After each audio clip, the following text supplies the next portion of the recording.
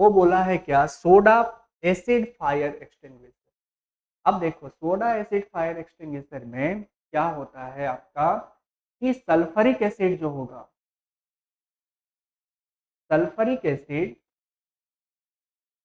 Sulphuric acid को sodium bicarbonate के साथ इसको रिएक्ट करवाते हैं, तो आपका कार्बन डाइऑक्साइड निकलता है। तो कार्बन डाइऑक्साइड क्या करता है, आसपास ऑक्सीजन को आने से रोकता है। अगर ऑक्सीजन होगा तो फायर क्या होगी और बढ़ जाएगी। तो कार्बन डाइऑक्साइड की वजह से ऑक्सीजन दूर होता है, तो इस कारण आपका फायर के ऊपर कंट्रोल किया जाता है इसमें। तो ये रिएक्शन जो है डाइल्यूट सल्फ्यूरिक एसिड और सोडियम बाइकार्बोनेट सॉल्यूशन के कारण होता है। ये याद रखिएगा। तो dilute sulphuric acid and sodium bicarbonate solution. ठीक है, नेक्स्ट अगला। अब नेक्स्ट क्वेश्चन आपसे पूछा जा रहा है कि कौन सा component, which component of fertilizer is used for stimulating early growth purpose. अब अर्ली ग्रोथ पर्पस के लिए आपको याद रखना है कि फॉस्फोरस जो होता है, जो फर्टिलाइजर आपने देखा होगा, नाइट्रोजन, पोटेस, ये फॉस्फोरस, पोटेशियम, एनपीके फर्टिलाइजर जो होता है, तो फॉस्फोरस जो होता है वो अर्लियर स्टेज में यूज होता है। यानी इसमें आपका रूट्स का जो डेवलपमेंट होता है, रूट्स के डेवलपमेंट में जो हेल्प करता है वो आपका फॉस्फोरस होता है। ठीक है, बाकी सब पोटेशियम जो फ्लावरिंग वगैरह में होता है, आपका स्टेम में होता है, फूड के लिए नाइट्रोजन का फूड, तो ये सब में आपका ये सब भी होते हैं, मगर ये सब बाद वाले स्टेज के, लेटर ऑन के लिए। मगर सबसे पहला जो होगा वो आपका जो जड़ होगा, उस जड़ के लिए, जड़ का डेवलपमेंट के लिए आपका फॉस्फोरस का यूज होता है। क्लियर है, तो ये चीज ध्यान रखिएगा। नेक्स्ट क्वेश्चन की तरफ अब मूव करते हैं। अगला यहाँ पे बोला है कि chlorophyll in the photosynthesis, which of the following the chlorophyll in the photosynthesis is used for। Chlorophyll का यूज हम क्यों करते हैं? तो क्लोरोफिल, इसके अंदर आपका स्टोमेटा होता है, स्टोमेटा का पोर्स ओपन क्लोज ये सब होता है। इसमें आपका क्या होता है, लाइट की, सनलाइट की एब्जॉर्प्शन होती है। तो ये जो आपका मेन फंक्शन होता है क्लोरोफिल की वजह से, क्लोरोफिल के वजह से आपका लाइट की एब्जॉर्प्शन होती है। बाकी चीज जो है, breaking down of water molecules, ये सब जो करता है वो क्लोरोप्लास्ट करता है। ये क्लोरोप्लास्ट करता है, ना कि क्लोरोफिल। तो क्लोरोफिल का काम है लाइट को एब्जॉर्ब करना। कौन सी लाइट को? सनलाइट को। तो और एक चीज याद रखना कि क्लोरोफिल कौन से लाइट को ये करते हैं, रिफ्लेक्ट बैक करता है। तो ये आपका ग्रीन लाइट को रिफ्लेक्ट करता है, रेडिएट करता है। चीज ठीक है, तो ये चीज ध्यान रखना है। तो फॉलोइंग कौन सा क्लोरोफिल फोटोसिंथेसिस के लिए, लाइट की एब्जॉर्प्शन के लिए यूज होता है। अगला क्वेश्चन कि which part of the alimentary canal receives bile from the liver। देखो बाइल जूस जो होता है वो आपका जो लीवर के में सेक्रेट होता है, सेक्रेशन जो होता है वो लीवर में होता है। और स्टोर जो होगा वो स्टोर होगा गॉल ब्लैडर में होगा। और गॉल ब्लैडर से पास ऑन करके जो जाता है वो स्मॉल इंटेस्टाइन में जाता है। वो स्मॉल इंटेस्टाइन में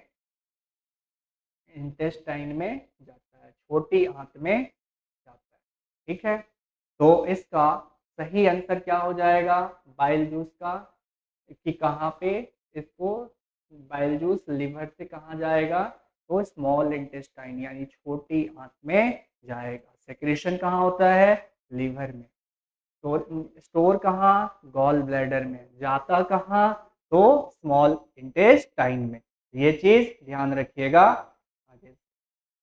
अब नेक्स्ट क्वेश्चन कि which of the following is a non contact force. Non contact force का मतलब क्या होता है कि जब आपका कोई दो ऑब्जेक्ट के बीच में फोर्स लगे बिना उनको आपस में कांटेक्ट में आए हुए, बिना कांटेक्ट में आए हुए अगर उनके ऊपर फोर्स लग रहा है तो ये क्या कहलाता है, नॉन कांटेक्ट फोर्स। जैसे मैग्नेट को, दो मैग्नेट को आप जैसे ही पास में लाओगे बिना कांटेक्ट में लाए एक दूसरे के ऊपर क्या होता है, फोर्स लगता है। एक आयरन को मैग्नेट के पास लेके आओ, कैसे अट्रैक्ट हो जाता है, फोर्स लगता है। मगर ये तो आपने इसको टच किया नहीं, तब भी आपको क्या करता है, खींच के लेके आ जाता है। तो मैग्नेटिक फोर्स जो होता है वो आपका क्या होगा, नॉन कांटेक्ट फोर्स होगा। फ्रिक्शनल फोर्स, फ्रिक्शनल फोर्स क्या होता है, हमेशा कांटेक्ट में होने की वजह से होता है। अगर एक सरफेस है, इसके ऊपर दूसरा है, ऑब्जेक्ट अगर मूव कर रहा है तो ये कांटेक्ट में होने के कारण तभी जाके आपका कांटेक्ट में है, तभी जाके फ्रिक्शन फोर्स लगेगा। फ्रिक्शन फोर्स होता ही है कांटेक्ट फोर्स, ये चीज ध्यान रखिएगा। जब तक कांटेक्ट में नहीं रहेगा तो फ्रिक्शन लगेगा ही नहीं। आप चल पा रहे हो तो फ्रिक्शन के कारण, मैं लिख पा रहा हूं इस बोर्ड पे फ्रिक्शन के कारण, क्यों, कांटेक्ट में है इसलिए फ्रिक्शन लग रहा है। और फ्रिक्शन लग रहा है इसलिए फिसल नहीं रहा है, फिसल नहीं रहा है तो मैं आसानी से लिख पा रहा हूँ। अगर स्लिप करता, मान लो फ्रिक्शन कम होता या फ्रिक्शन ना होता तो मैं लिख नहीं पाता। ठीक है, ये चीज ध्यान रखिएगा। इम्पैक्ट, तो फ्रिक्शन फोर्स ये क्या है, कंटैक्ट फोर्स है। फ्रिक्शन फोर्स एक तरह से आपका कंटैक्ट फोर्स होगा। इम्पैक्ट फोर्स क्या होता है, दो ऑब्जेक्ट जब कोलाइड करते हैं, कोलाइड कोलिजन टकराएंगे, तब इस दौरान जो फोर्स लगता है इसको बोला जाता है इम्पैक्ट फोर्स। तो इम्पैक्ट फोर्स तो कांटेक्ट में आ गए क्योंकि कोलाइड किए, टकराए, कोलिजन में आए, तो इस कारण ये इम्पैक्ट भी क्या हो जाएगा, फोर्स, कांटेक्ट फोर्स कहलाता है। तो कांटेक्ट फोर्स, इम्पैक्ट फोर्स जो होगा वो कांटेक्ट फोर्स होगा। Frictional force contact force, magnetic force ये आपके नॉन कांटेक्ट फोर्स। तो सही ऑप्शन क्या हो जाएगा, नॉन कांटेक्ट फोर्स। ठीक है, नेक्स्ट आगे अगला क्वेश्चन जो है सबसे सिंपल सा क्वेश्चन कि which of the following is a major cause of air pollution. सबसे ज्यादा कॉज, जो मेजर कॉज होता है एयर पॉल्यूशन का, वो burning of fossil fuel. Fossil fuel में कोयले को जला के अगर आप बिजली पैदा कर रहे हो तो इसमें से क्या होता है, सबसे ज़्यादा एयर पॉल्यूशन देखने को मिलता है। तो burning of air fossil fuels क्या होंगे, आपके एयर पोल्यूशन का कॉज है। ठीक है, डिफॉरेस्टेशन के कारण बोल सकते हो, डिफॉरेस्टेशन करने से आपका जो एयर पोल्यूशन, जो आपको याद रखना, जो कार्बन डाइऑक्साइड की रिलीज हो रहा है या गैस की, तो जो आप एफॉरेस्टेशन करते हो, पेड़ लगाते हो, तो इसमें क्या होता है, कार्बन डाइऑक्साइड आपका वो एब्जॉर्ब कर लेता है पेड़। तो अगर डिफॉरेस्टेशन कॉज नहीं है उसका, एक अगर डिफॉरेस्टेशन करने से जो एयर पोल्यूशन जो बढ़ रहा है इसको कंट्रोल नहीं किया जा सकता। तो मेन रीजन जो है बर्निंग ऑफ फॉसिल फ्यूल्स जो है वो आपका एक क्या है, मेन कॉज है। ये चीज ध्यान रखना। बाकी दो सब फैक्टर भी हैं मगर एज कंपेयर टू ये पहला वन जो है फॉसिल फ्यूल वाला, इसमें इसके कंपैरिजन में ये सब लेस। नेक्स्ट अगला बोल रहा है कि which of the following is the resistance of the wire. Wire की रेजिस्टेंस के बारे में ये सिंपल सा क्वेश्चन पूछा है ओम्स लॉ के ऊपर। ओम्स लॉ के ऊपर ये क्वेश्चन पूछा है। ओम्स लॉ क्या बोलता है कि एट गिवन कांस्टेंट, अगर किसी पर्टिकुलर एनवायरमेंट में जो वोल्टेज अप्लाइड होता है वो करंट के डायरेक्टली प्रोपोर्शनल, तो यानी V is equal to R I, जहाँ पे V क्या होता है, पोटेंशियल डिफरेंस या वोल्टेज बोल सकते हो, R आपका कांस्टेंट रेजिस्टेंस हो गया, R रेजिस्टेंस, और I जो होता है वो आपका करंट होता है। आई करंट, तो V is equal to R I. आपसे R पूछा है तो R क्या हो जाएगा, V by I, V by I. तो देखो V बाई आई, R जो है डी ऑप्शन वो आपका सही हो जाएगा। अब रेजिस्टेंस का एसआई यूनिट भी याद रख लेना कि रेजिस्टेंस की जो एसआई यूनिट आपकी जो होती है वो ओम होती है। इसका सिंबल ये होता है ओम। ये चीज भी आगे पूछा जा सकता है। ठीक है, नेक्स्ट क्वेश्चन की तरफ मूव करते हैं। अगला क्वेश्चन जो आपका है ये सबसे सिंपल, द प्रोसेस ऑफ जो ऑर्गेनिक मैटर को तोड़ के छोटे माइक्रो ऑर्गेनिजम्स के द्वारा जो तोड़ा जाता है उस प्रोसेस को क्या बोलते हैं। तो आपका सिंपल सा क्वेश्चन है कि सूक्ष्म जीवों द्वारा कार्बनिक पदार्थों को तोड़ने की प्रक्रिया क्या कहलाती है। फोटोसिंथेसिस बिल्कुल नहीं, रेस्पिरेशन नहीं, फर्मेंटेशन नहीं, तो क्या हो जाएगा आंसर, डीकम्पोजिशन। तो डीकम्पोजिशन जो होगा वो आपका सही आंसर होगा। डीकम्पोजिशन में क्या होता है कि ऑर्गेनिक मैटर को तोड़ के छोटे छोटे पार्टिकल्स में माइक्रो ऑर्गेनिजम्स के द्वारा कन्वर्ट कर दिया जाता है। ये चीज ध्यान रखिएगा। तो डीकम्पोजिशन जो होगा is the right answer. Next अगला जो बोला है कि which of the following is equivalent to tesla. तो सबसे पहली बात तो आपको इसमें ये देखो, पिछले क्लास में भी ऐसा क्वेश्चन कराया था, आया हुआ था, आप देखो इससे रिलेटेड ये भी क्वेश्चन तो रिपीट होते हैं क्वेश्चन। अगर आप अच्छे से ऑप्शन को एनालाइज करके जा रहे हो तो कुछ ना कुछ आपको टकराने को मिल जाएंगे। तो अभी जो जितने कराया हूँ इसमें से भी देखिएगा कि 71st बीपीएससी में भी आपको कुछ क्वेश्चंस देखने को मिल सकते हैं अगर आपने सही से लेक्चर्स को सुना है। पूरा वीडियो, पूरा लेक्चर सुनिए सही से, बीच में आधा अधूरा सुन के मत जाइए। आपने बस आंसर देखा, क्वेश्चन देखा, बस चले गए। आप एनालिसिस पे थोड़ा सा फोकस कीजिए, हर ऑप्शन के एलिमिनेट या इसके एनालाइज कीजिए, अच्छे से ऑब्जर्व करोगे तभी जाके आप अगला जो बीपीएससी में जो क्वेश्चन आएंगे इसको आसानी से सॉल्व कर पाओगे। तो इसलिए पूरा वीडियो देखना जरूरी है, ये नहीं कि आधा देखे चले गए। तो पूरे लेक्चर तक अगर आप सुनोगे, पूरे अच्छे से देखोगे तो आपको इसी में से कुछ ना कुछ क्वेश्चंस 71st बीपीएससी में भी देखने को मिल सकता है। तो पूरा वीडियो देखिए, एक ही रिक्वेस्ट है मेरा कि पूरा वीडियो आप देखिए।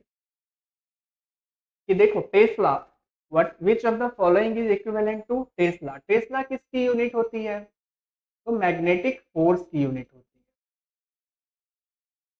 मैग्नेटिक फोर्स की यूनिट जो होती है वो आपकी टेस्ला होती है।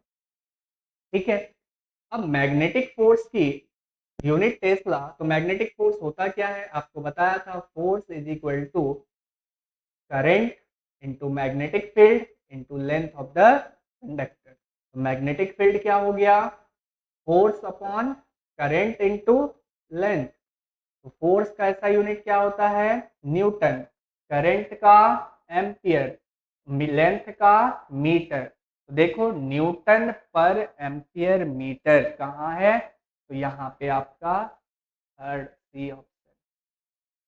तो सी जो होगा वो आपका क्या हो जाएगा, सही आंसर हो जाएगा। ठीक है, ये चीज भी आपको ध्यान रखनी है आगे। अगला इसमें देखोगे एक और आया हुआ था कि एक सोलर कांस्टेंट की क्या वैल्यू होती है। सोलर कांस्टेंट का मतलब क्या हुआ कि कितना पावर पर यूनिट एरिया में, पर यूनिट मीटर स्क्वायर, पर मीटर स्क्वायर एरिया में कितना लाइट का पावर आ रहा है, कितनी पावर की लाइट आपकी पड़ रही है। तो मान लो इसकी जो यूनिट क्या हो जाएगी, वाट पर मीटर स्क्वायर। तो इसकी जो वैल्यू होती है 1366 वाट पर मीटर स्क्वायर सोलर कांस्टेंट की यूनिट होती है। अब इसको किलोवाट में कन्वर्ट करोगे तो 1000 से मल्टीप्लाई करोगे, डिवाइड करोगे, 1000 से डिवाइड कीजिएगा तो 1000 से जब डिवाइड कीजिएगा तो क्या आ जाएगा 1.36 किलोवाट पर मीटर स्क्वायर। तो जो ऑप्शन दिया हुआ था इसको और राउंड ऑफ करोगे तो आपका 1.4 किलोवाट पर मीटर स्क्वायर का सही आंसर जो आपको पूछा गया था इसी ईयर एमसीक्यू में, वो आपका क्या हो जाएगा 1.4 किलोवाट पर मीटर स्क्वायर का आंसर हो जाएगा। तो ये चीज ध्यान रखिएगा आगे से। तो आज के लिए हमने इतने क्वेश्चंस आपको कराया है, लगभग 28 से 29 क्वेश्चंस आज देखोगे कि इसमें भी पूछा गया था। तो देखो बीपीएससी में साइंस जो है आपका, अगर बीपीएससी की बात करें, थोड़ा सा अगर हम एग्ज़ाम अभी आ रहा है 13 तारीख को एग्ज़ाम है, तो थोड़ा सा भी अगर आप स्मार्ट वे में थोड़ा सा पढ़ लोगे तो आप इजीली 27 क्वेश्चंस में अभी जितने सीरीज चल रहे उतना ही कवर कर लोगे। तो 10 से 12 क्वेश्चन तो आप करके चले जाओगे अगर पूरा वीडियो आपने अच्छे से देखा होगा तो बीपीएससी में जो साइंस एक इम्पॉर्टेंट रोल प्ले करता है, साइंस में ऑन एन एवरेज 25 क्वेश्चंस आते ही आते हैं और इस 25 क्वेश्चन में से 20 क्वेश्चंस आप आसानी से सॉल्व करके लेके जा सकते हो। आजकल अब ज़्यादा कट ऑफ नहीं जाता, अब देखोगे 90s में ही कट ऑफ होते हैं, 92, 93, 94। तो इसमें आपका साइंस एक अहम रोल है, कम पढ़ के ज़्यादा स्कोर किया जा सकता है। आपकी ये गारंटी नहीं ले सकते हो कि हिस्ट्री का आपने पूरा किया है तो आपके जो 30 क्वेश्चन है 30 सॉल्व कर लो। मगर साइंस कितनी गारंटी है, अगर आपने पीवाईक्यू अच्छे से एनालाइज करके गए हो तो मोर देन 50% क्वेश्चन या आपको लेके 75 to 80% क्वेश्चन लेके सॉल्व करके चले जाओगे। बस ध्यान क्या रखना है, अच्छे से हर एक ऑप्शन को एनालाइज करके पढ़ के जाना।